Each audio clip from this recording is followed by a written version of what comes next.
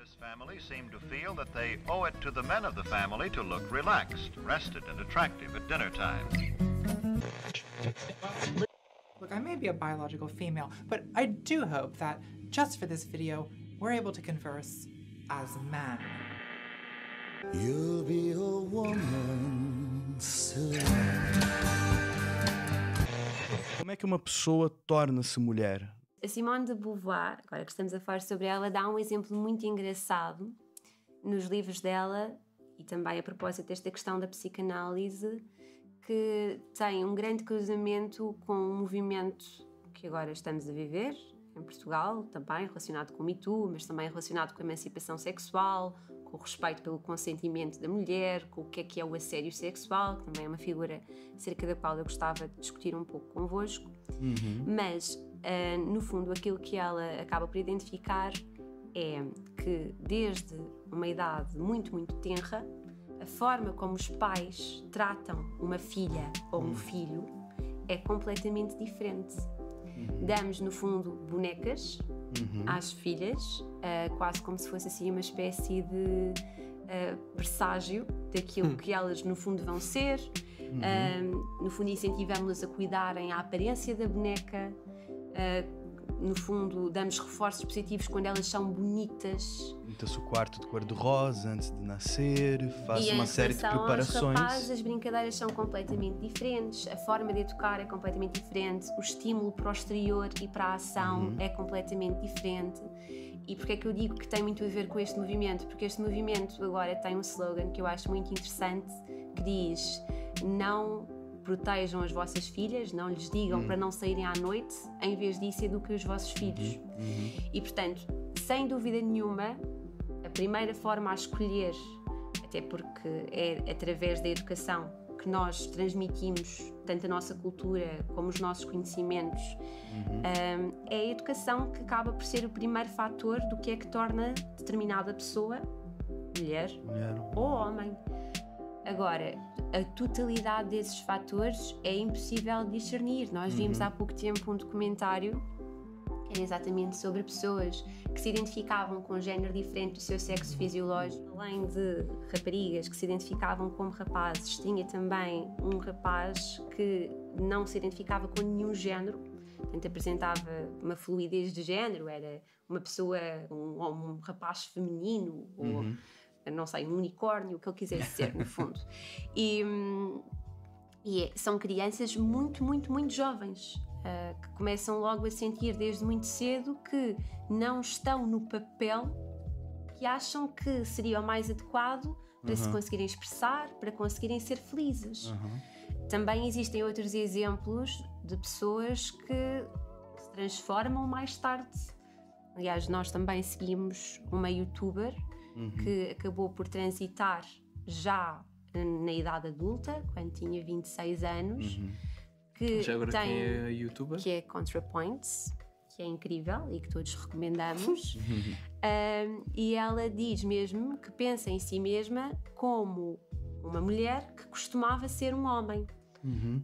E disse também uma coisa que eu achei muito interessante, que é, ela sentia que não fazia mal ou não havia problema em ser-se um rapaz, mas que ser um homem era uma coisa que para ela era impossível. Porque nós, quando estamos neste processo de aculturação, da educação, ainda estamos numa zona, apesar de tudo, um bocadinho ambígua, em que agora, ainda por cima, com todos os movimentos feministas que já se deram, existe muito mais proximidade entre raparigas e rapazes, existe muito mais fluidez, os papéis agora estão todos muito mais horizontais, portanto é normal que uma rapariga não tenha sobre si tanto ainda o peso do que é ser mulher e vice-versa em relação a um rapaz. Portanto, o rapaz acaba por ser mais facilmente feminino e uma rapariga mais facilmente arrapazada, como nós temos aquelas Marias rapazes, do que propriamente acontece e é válido no sentido de não ser censurável quando já se é pessoa adulta. Os nossos papéis, à medida que nós vamos crescendo, tornam-se muito mais rígidos. É uma questão interna de se sentir que eu não consigo me expressar perante a sociedade e perante os outros apresentando-me enquanto um homem. E desse sentimento eu posso concluir, ou Ou seja, posso concluir pode ser uma palavra pesada, né? Porque eu assumo que exista uma complexidade, mas que seja pelo menos um indício de que, por eu não me conseguir expressar dessa forma, eu posso me identificar enquanto uma mulher? Eu não sei, até porque eu nunca sofri nenhum desses fenómenos em mim. Mas já senti muitas vezes, e tenho a certeza que vocês também sentiram, uma pressão social para ser de determinada maneira. Com certeza. Que não me era confortável, que eu não me sentia capaz de apanhar. Principalmente quando nós estamos nesta transição em que começamos a viver sozinhos e há todo um conjunto de tarefas domésticas que têm uma carga social e de género muito forte. É fácil sentir que não se é capaz, que não conseguimos fazer estas tarefas como as nossas mães faziam, que não estamos propriamente à altura daquele estereótipo que é suposto a mulher ser e que eu assumo que é suposto o homem ser. Há toda uma forma de vestir, de apresentar, de rituais que são tipicamente femininos, com os quais muitas vezes não nos identificamos. Ainda no outro dia estávamos a comentar que uma coisa que eu detesto absolutamente acerca do mundo feminino é as malas.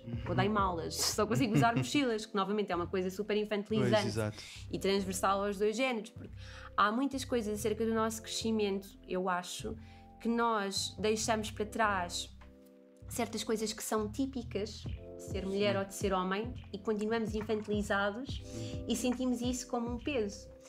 Eu assumo que haja, no fundo, um peso tão grande em apresentar-se daquela maneira, um desconforto tão grande naquela pele, uma sensação de que serias tão mais feliz se te tratassem da outra maneira, em que tu vês que é mais compatível contigo. Sim, sim.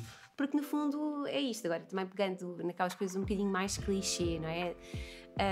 Nós todos assumimos papéis ao longo da nossa vida. Máscaras, como vocês falaram no episódio passado, não é? Portanto, não se trata de estar a mentir ou não, acho que vocês também frisaram isso, mas existe uma certa compatibilidade mental para desempenhar certos papéis e outras que não existem. E se por qualquer motivo nós vemos que os papéis que são atribuídos ao nosso sexo ou ao nosso género não são aqueles para os quais nós temos maior aptidão. Mas a caixinha do... Pronto, aqui se calhar eu estou a avançar um pouco, né? Mas é daquela forma de pensar. Porque tal da mesma forma como... Deste o exemplo das malas, és uma mulher que não sente nenhum tipo de apelo a malas. Eu sou um homem que, bem, eu não gosto de futebol, então acho que também é aquele, né, todo homem tem que pedir cerveja sentado no sofá, enfim. Tem essa imagem, né? Bom, e não é por isso que eu não me identifique com o gênero masculino, e não é por isso que tu te identificas com o gênero feminino. E depois nós estamos sempre a trabalhar nessa questão de caixinhas, mas... O que parece, e porque eu também estou a tentar perceber o que é estar na pele de uma pessoa que não se identifica com o seu género, e depois a pergunta para mim é, mas a resposta para essa pessoa é, essa caixa de ser mulher e ser homem tem de ser importante, não é?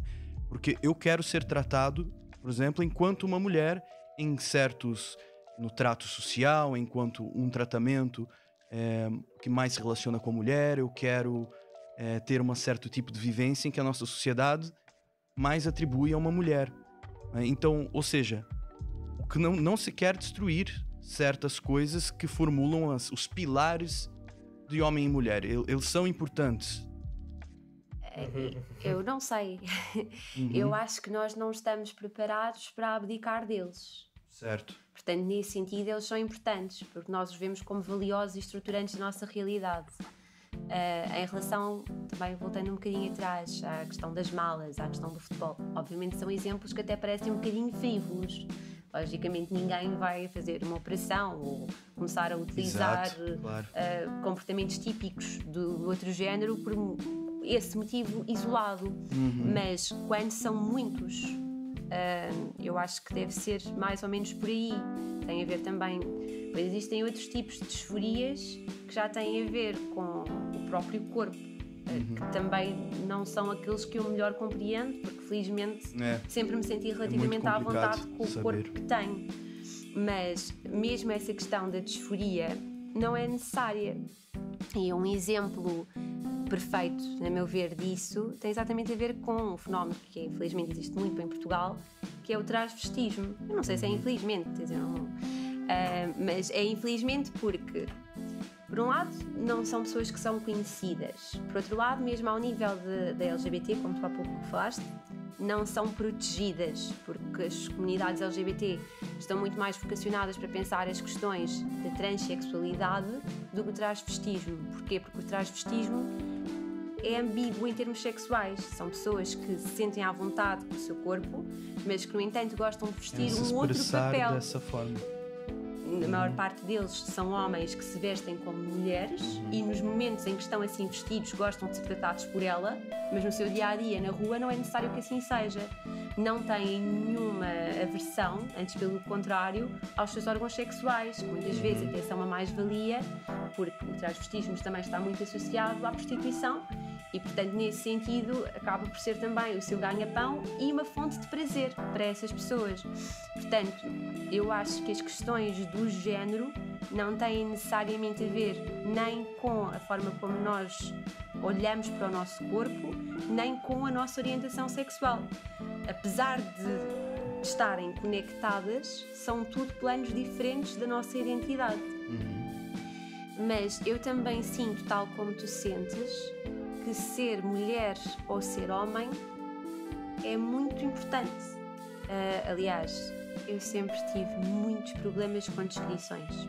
Eu passei por um processo interno de autorreflexão acerca de o que é que eu poderia dizer que me identifique minimamente, e aquilo que eu cheguei à conclusão é a única coisa que eu tenho a certeza sobre mim, agora também voltando à ideia do existencialismo e essencialismo, é que sou mulher e que sou mulher cisgénero, porque nasci mulher e sempre me foi atribuído o caráter de ser feminina.